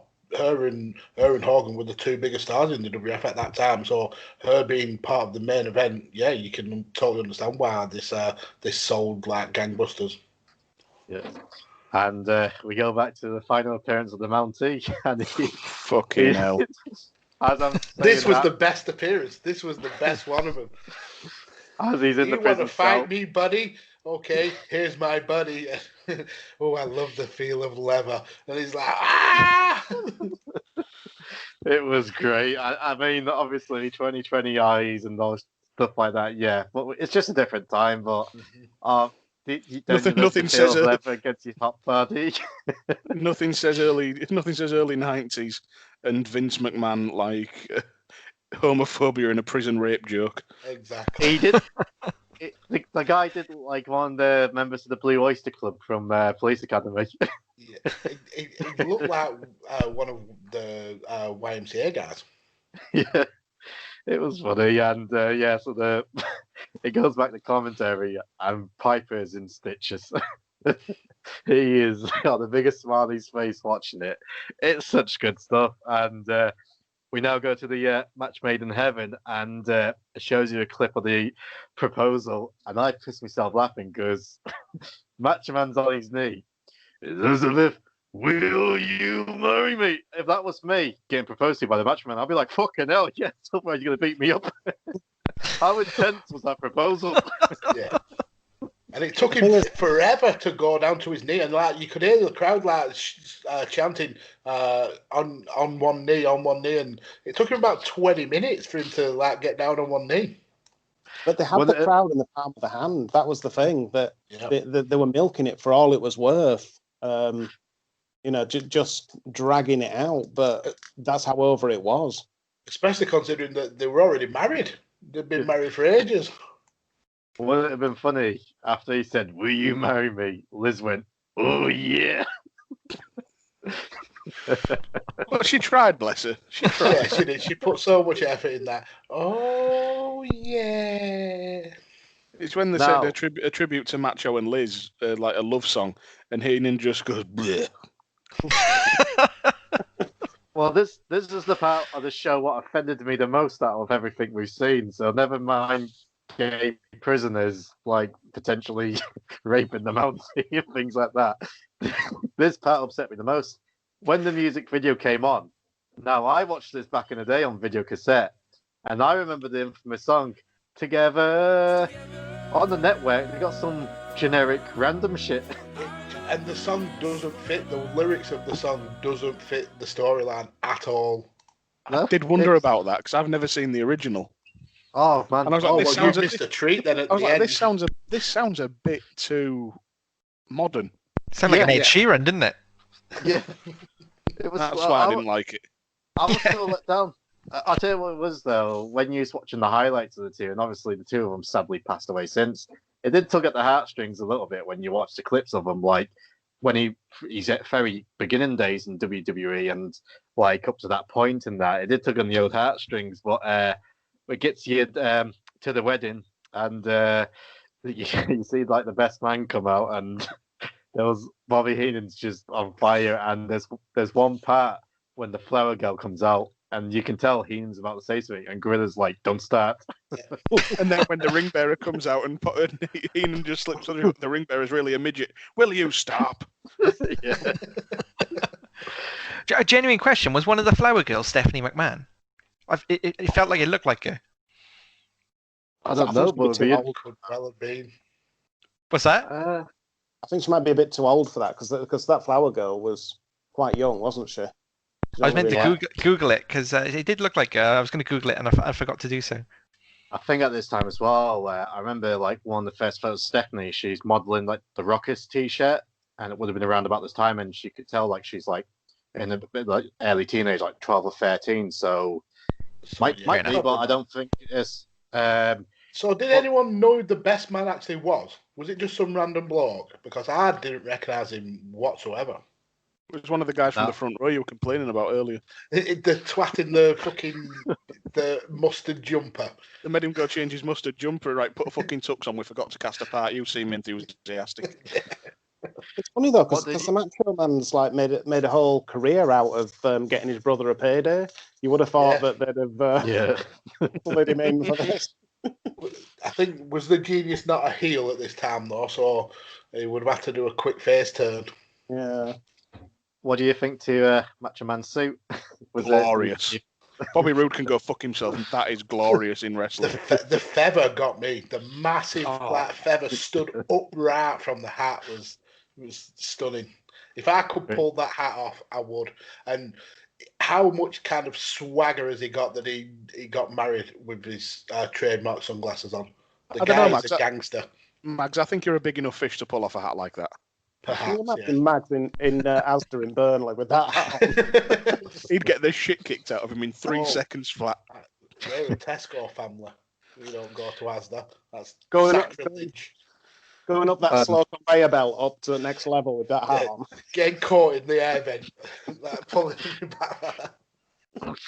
And Elizabeth comes out looking beautiful, and they're saying the nuptials, and I love it when the Vicar is asking Liz, do you say I do him that? And Macho Man stared out like, say it, bitch. Say it.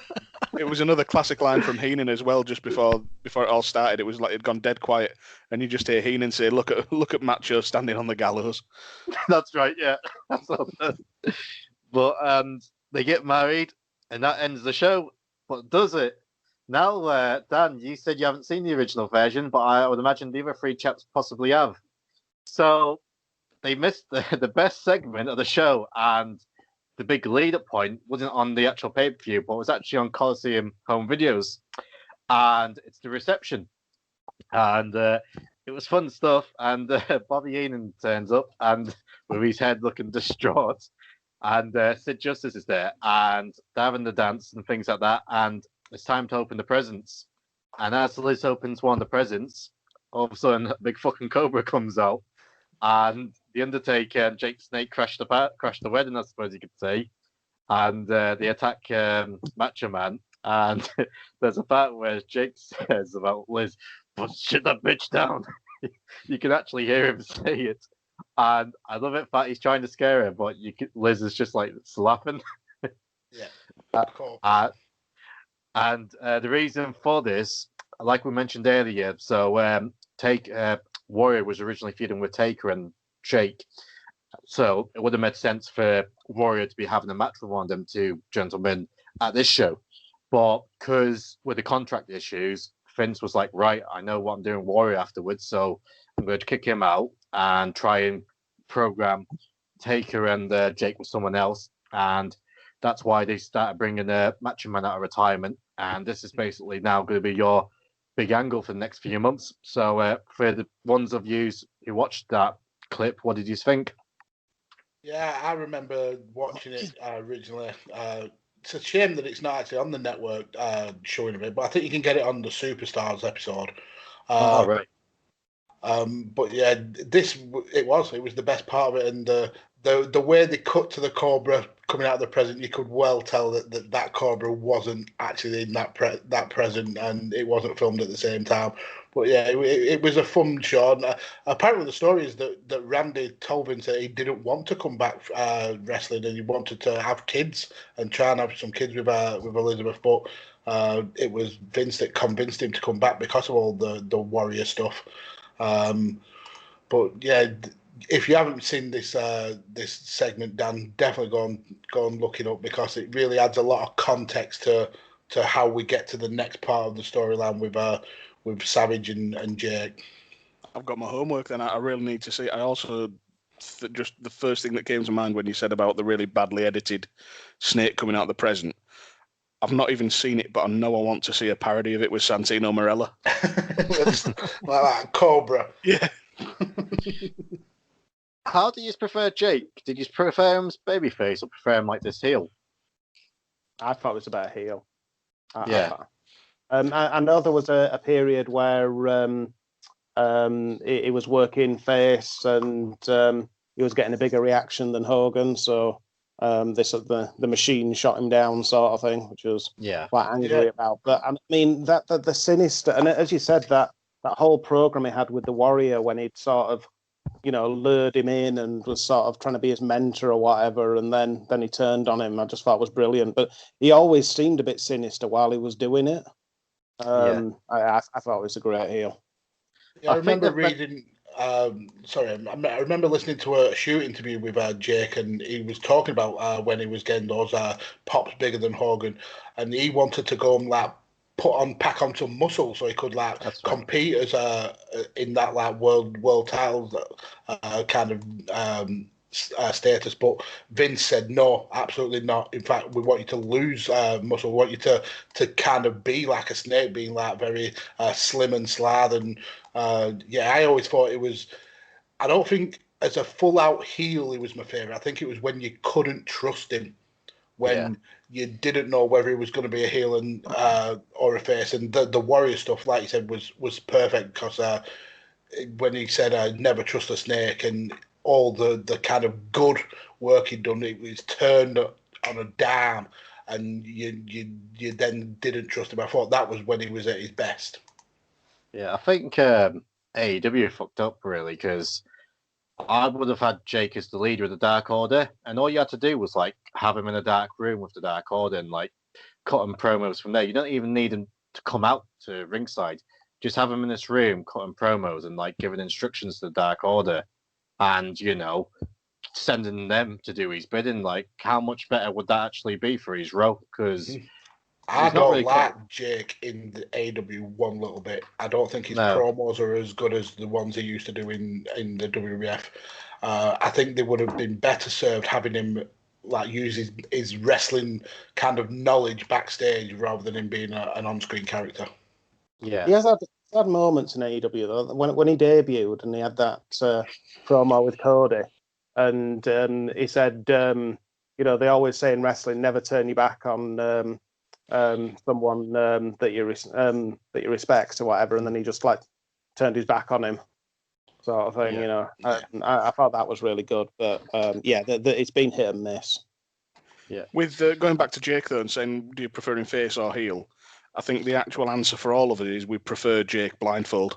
With one white eye.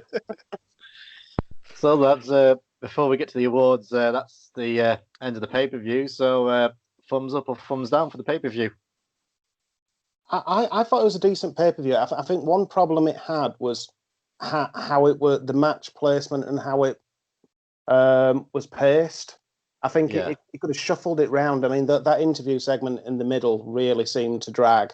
And it was a bit bizarre because it started with that 6-man tag that didn't seem to have anything behind it.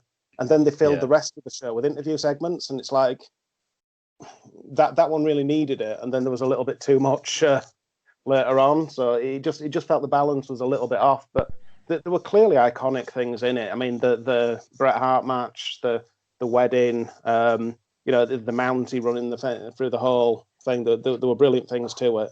It just didn't quite feel like they got the most out of it, if that makes sense. Yeah, I think it was a front-heavy show. The first half of it was far more enjoyable than the second half, in my opinion. Yeah, I think if you were grading it... Sorry, Max, go on. I was going to say, if you look at it objectively, it was the three... I don't even want to say matches because obviously the last part wasn't a match, but it was a 3-segment show. You had the jailhouse match, you had the match made in heaven, and then the match made in hell, and all the rest kind of did seem like filler. But I think, and to kind of rubber stamp Rob's point, if you kind of shuffled this card around, it could have flowed a lot better, I think. But all in all, there was some really good action. I mean, that Bret and Perfect match was out. That's a 5-star match any day of the week for me. That was so good. And it was entertaining, and that's what you want wrestling to be at the end of the day. It was never going to be kind of like a Dave Meltzer 5-star rated event, but it did what it needed to do and kind of pushed you on to Survivor Series, which it was very successful in that respect. Cool. And, I was going to say if you had to grade it, it'd be like a C plus B minus sort of level. Because what Rob was saying about that 6-man tag, they actually the history in that tag match was Bulldog and Warlord. Yeah. But they were only in the ring together for a couple of minutes. And then, like I said, the Bret Hart Perfect was a classic. And it was decent. It didn't blow any minds. And speaking of matches and things like that, we'll get to the awards. So, match of the night. So we'll start off with Mr. Paul Tully. What's your match of the night? Virgil $1 Million Man for me. You're wrong. You sit there in your wrongness. No, Bret and Perfect was a better wrestling match. That was a better wrestling match. But Virgil and $1 Million Man had the better story, and the way they played out in the match was really entertaining. Did you call yourself a bossman fan? And for you, Rob, what's your match of the night? I did like the Virgil DiBiase match. I think one of the things that I was a bit sad about, they didn't make the most out of Sherry, I didn't think, and the fans actually cheered when she got taken away. And I mean, we'd given her like the the star of the show for WrestleMania. She was kind of the glue that kept it all together, and a bit subdued. But no, I mean the perfect Bret Hart match was a classic match. I'd kind of remembered it from years ago as being a good match, and I wasn't disappointed. I just thought that was really good. And for you, Dan? I can go with the crowd on this one. I think it's Bret Hart v Perfect for me. I can't go against my guys. I'm wearing a Bret Hart Christmas jumper as we record this. But it was just pick that match. you lot would have absolutely crucified me. But yeah, it was Bret Hart versus Perfect all day long. Like I said before, everything was so slick. Every near fall felt like it was going to be the last one. It felt like it meant something. The whole thing was quality. Cool. And I would imagine your answer's the same, Mags. Yeah, I'm going to go the same as the two people we've sent in this group. It was perfect, and it was definitely perfect. And Bret Hart, it was a match that you could put on now, and it would still be a classic. The unique spot with the sharpshooter, the way, like Paul said, it felt like an actual fight, and the selling was just on point, and it made Bret Hart a single star. And it was just a quality match. So that head and shoulders above everything else for me. Yeah, there's nothing else I can say. I agree. That's one of my favourite matches growing up as a child, and going back to watch it again last week. Loved it. So should we put Paul up first for every award, so we can just completely disagree with him? We can all this is my Wednesday nights being disagreed with, so why not do it Friday night as well? In a Badlands rule and veto his award. I may allow people to veto him. James, can I just ask, do we have a mullet? Do we have a mullet of the show this week? Because I made a list of all the dodgy mullets. Oh yeah, definitely. The next one we've got is moment of the night. We'll go back to Paul again. Moment of the night. That's what I go for moment of the night. It's a fairly obvious one near the end. I'll start things off if you want. Go on. Because I'm a Bret Hart fan, for me, it's Bret winning the IC title. It's just my moment of the night because I'm a big Bret Hart fan, and that was his first crowning achievement, like his first singles success. So, and because it was in partnership with a great match. So, Bret winning the IC title, and it's been engraved in my head for years, like that, him having Perfect in the sharpshooter. So that's my moment of the night anyway. What James said, just because I'm a Bret Hart shill. Fair enough. I'll go for the wedding. The wedding. Cool. The show was about the wedding, wasn't it? So the wedding was the moment of the night. For me, it was the prison segments with the mountie. I thought there were some really well produced, kind of like funny little interludes that it added more kind of gravitas to the match, and sometimes you don't always get that once the match is over. That's the kind of like the storyline done and dusted. But I like the way that they kept playing up to that all the way through the rest of the show. So yeah, for me, it's those like little vignettes. Cool. And you, Rob?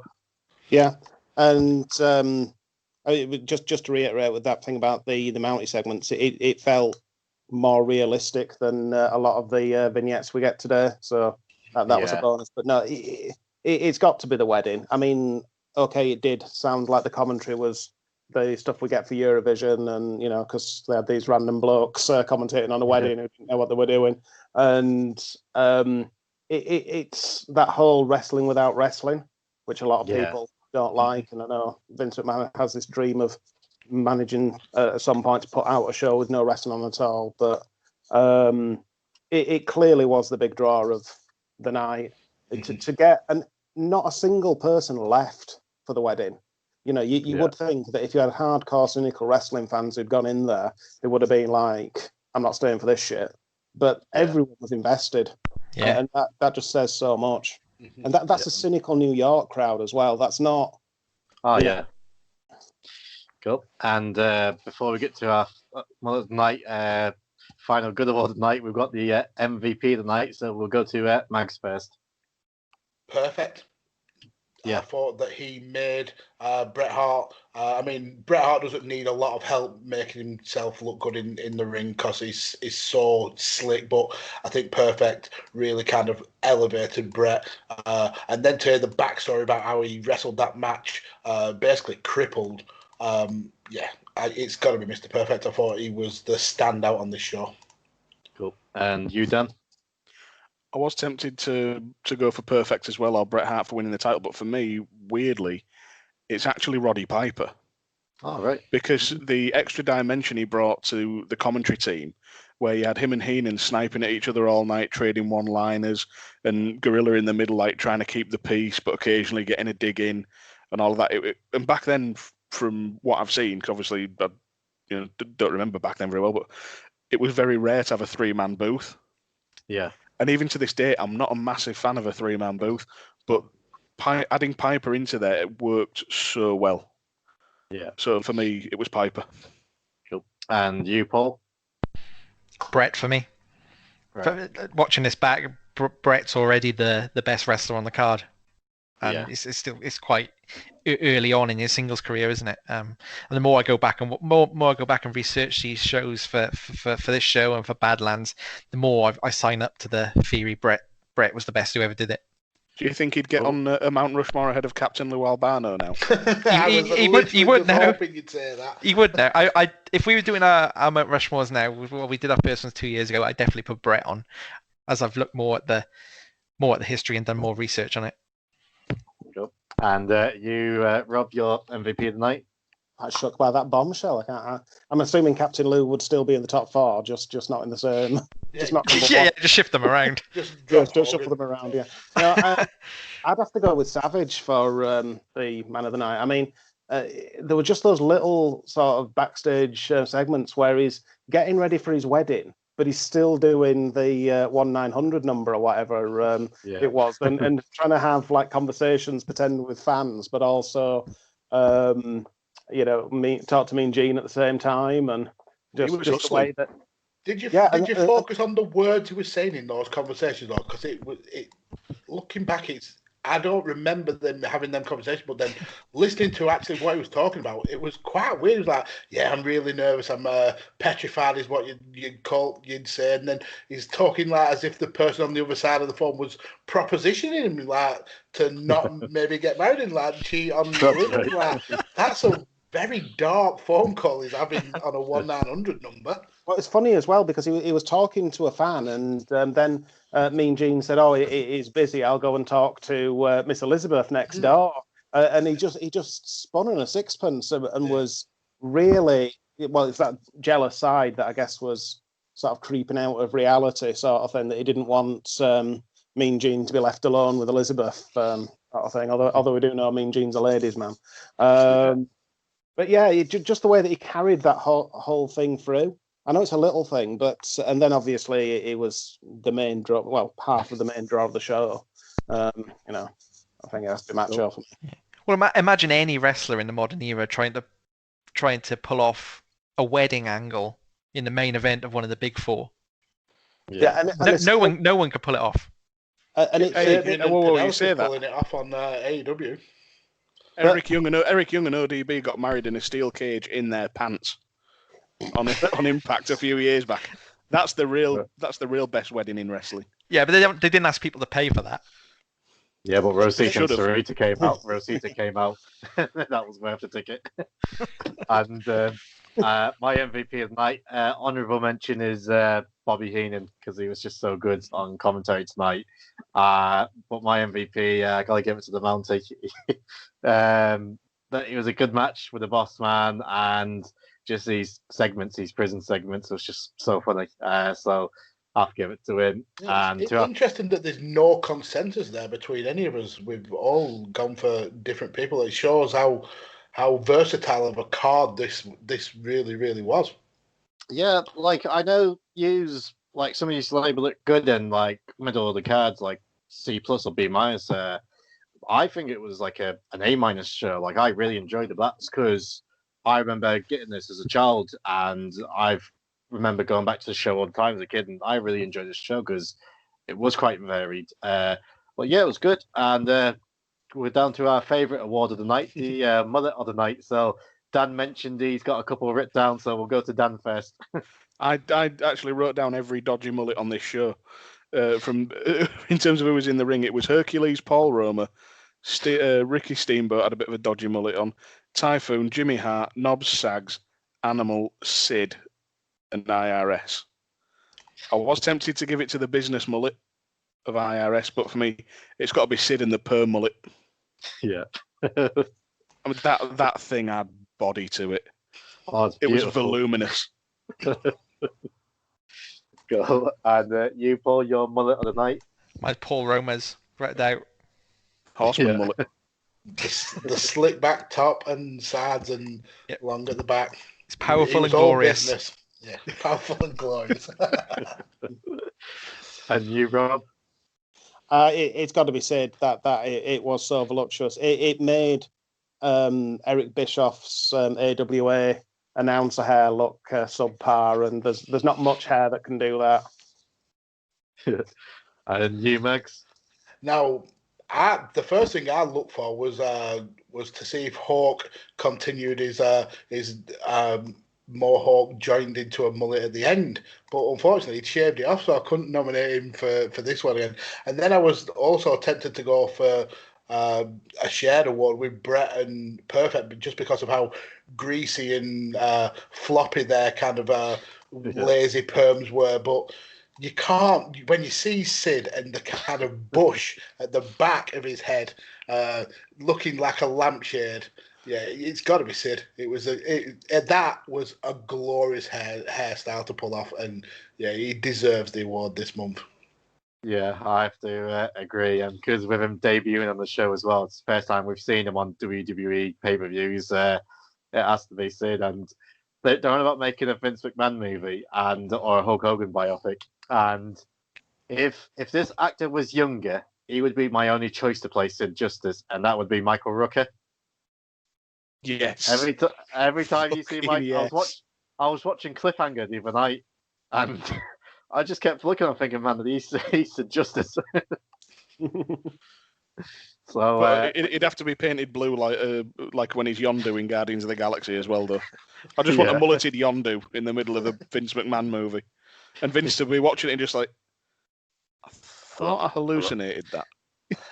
I'm surprised you've seen Cliffhanger, Dan. I thought you'd be live tweeting it in sometime in 2023. No, I'm pretty sure I got to that in about 2004. Oh, not too long ago then. Good. Well, gents, it's been a great show. Before we go, do you want to tell everyone where they can find you on your social media? Go on, Tolly. You're new. No one. No one. Do the whole Badlands outro. Go on. No, I won't do. I won't do that. I just on Twitter at Raincounter. That's me. Oh wow, classy! Really push our content, Paul. It's awfully good of you. I'll do it then. When I'm on Badlands, I'm like, yeah, I've done this interview, that interview. You can find me here, find me there. So, if you really want to hear Paul's voice again, and I have no understanding why you would, you can find him on a podcast called Badlands with me at DJ Kirby. The show is at Badlands Pod. You can also find him on at 5 Nerds Go if you really want your tolly fill. Look at me having to promote his junk. So just ridiculous. Cool. And you, Dan? If you want to read my bullshit tweets of movies that came out anywhere up to 35 years ago and wrestling that came out a minimum of 6 weeks ago, I'm at Dan Griffin 21. Cool. And Rob? Yeah, I'm at UTT Rob. If you'd like to follow me, that'd be fantastic. I'll do my best to follow back. I'm there. Cool. And for everyone who wants to follow me, you can follow me on Instagram at that 90s Wrestling Podcast, or you can follow me on Instagram on Twitter, at 90s Wrestling Pod. And if you're listening to this on podcast form, please hit that subscribe and give us 5 stars because it would mean a lot. And I was looking at the chat, and we are pretty fucking popular in Germany. I'm actually above JR, so feels pretty fucking good. And if you're watching this on YouTube, please like and please subscribe. It does when I used to watch videos and when they say please subscribe, it helps the channel out, I'm like, does it? Now that I do it myself, I'm like, yeah, it really does help us. So yeah, if you hit that subscribe button, it would mean a lot to us. We can keep bringing you this great content for free, and we'll never ask you for Patreon or anything like that because I want YouTube's money, not yourselves. So if you hit that subscribe button, it'd be great. So lads, thanks again for coming on. Next show we got is Survivor Series 91. We'll be finishing off the year, and pretty big show. I say we're going to be finishing off the year because debating, I think we'll be reviewing this Tuesday in Texas afterwards. So it's on the network, so if you're up to it, we'll do it. But the next show is Survivor Series. How are we not reviewing the Hulk Hogan Hot Topic? Come on. That was the next big thing, remember? You didn't just go to Hot Topic and look at the T-shirts. We're nearing the end of Hulkamania. I don't want to prolong it any further. So we're near the end. We've got like 3 shows left before we have a break. But yeah, so Survivor Series 91, main event of The Undertaker v Hulk Hogan, his gravest challenge, and some other shows. I don't think I've actually watched Survivor Series 91. I've watched the main event, but not the actual. Well, it's not even the main event. It's in the middle of the card, but I've watched the title match, but I don't think I've watched any other match on it. So it's going to be a first for me. So looking forward, gents. But till then, we'll see you next time. Thanks for having me. See you next time. Wait, see you then. Yeah, bye.